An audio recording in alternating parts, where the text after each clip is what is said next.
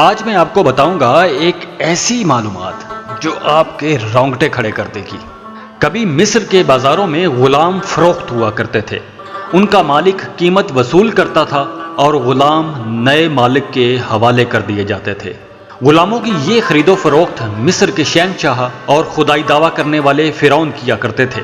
انسانوں پر انسانیت سوز مظالم ڈھانے والے فرعونوں کو یہ کب معلوم تھا کہ ایک وقت ایسا بھی آئے گا کہ ان کی اپنی بھی بولی لگے گی، یہ خود بھی سرے بازار گاہکوں کے ہجوم میں کھڑے کر دیے جائیں گے۔ اب جب فرعون قبیلے کے بادشاہوں کو صفحہ ہستی سے مٹے ہوئے بھی ہزاروں سال گزر گئے، تو اب ان کی حنوط شدہ لاشوں کو فروخت کیا جا رہا ہے، اور فروخت بھی نیلامی کے ذریعے۔ تقریباً 1 صدی گزر گئی، مگر نیو یارک، لندن اور پیرس کے نیلام گھروں میں باقاعدگی سے فرعونوں کے بت یا ان کا ساز و سامان سب سے زیادہ بولی دینے والوں کے ہاتھوں فروخت کیا جاتا ہے۔ فرعون کسی ایک خاص شخص کا نہیں، بلکہ بادشاہوں کی ایک ایسی ڈائنسٹی کا نام ہے جس نے مصر پر 3000 سال حکومت کی۔ مصری بادشاہ اسی طرح فرعون کہلاتے تھے جس طرح روس کے بادشاہوں کو زار اور جرمن بادشاہوں کو قیصر کہا جاتا تھا۔ اسی طرح کے ایک فرعون بادشاہ کی آپ کو کہانی سناتا ہوں۔ اس بادشاہ کا نام تھا توتن اخمون، جس کا فرعونوں کی 18ویں پشت سے تعلق تھا۔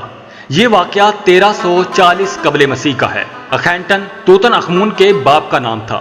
وہ 12 سال کی عمر میں تخت پر بیٹھا اور صرف 18 سال کی عمر میں فوت ہو گیا۔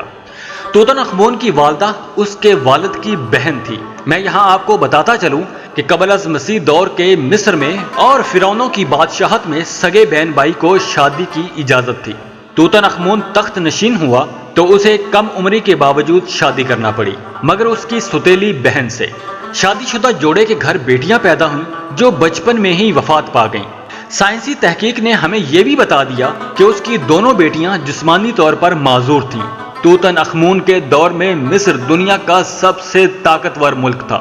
توتن اخمون دوسرے فرعونوں سے اس لحاظ سے ممتاز تھا کہ اس کی زندگی میں ہی لوگ اس کی پوجا کرنے لگے تھے۔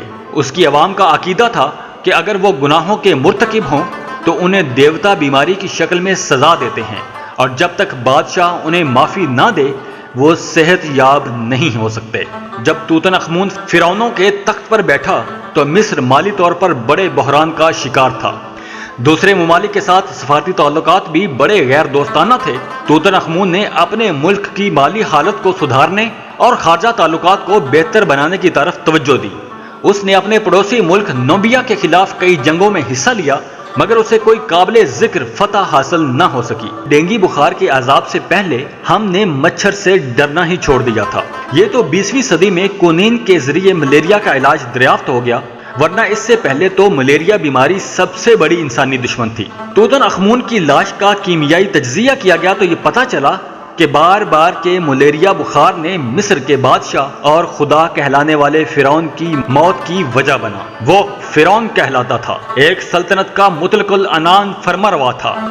عوام اس کی پرستش کرتے تھی، محاورتاً نہیں بلکہ لفظاً، مگر وہ مچھروں سے زندگی کی بازی ہار گیا۔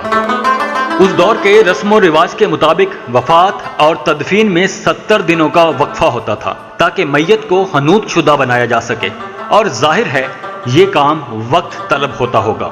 ماہرین کی رائے میں توتن اخمون کی حنوط شدہ میت کو جن اشیاء کے ساتھ دفن کیا گیا ان کی کل تعداد 5398 تھی۔ خالص سونے کا بنا ہوا تابوت، فیس ماسک، تخت و تاج، تیر کمان، آلات موسیقی، اعلیٰ درجے کی خوراک اور شراب، جوتے اور کپڑے شامل ہیں۔ قبر کی تلاش کرنے والے ماہر آثار قدیمہ ہاورڈ کارٹر کو قبر میں ملنے والے سارے سامان کی شناخت اور فہرست سازی میں 10 سال لگے، اور آج اسی مصری فرعون توتن اخمون کے چہرے کا بت 45 لاکھ پاؤنڈ کی سب سے بڑی بولی دینے والے نے حاصل کر لیا۔ خود توتن اخمون کی اپنی زندگی کا سفر 1340 قبل مسیح میں ختم ہو گیا تھا، مگر اس کے چہرے کے بت کا سفر بدستور جاری ہے۔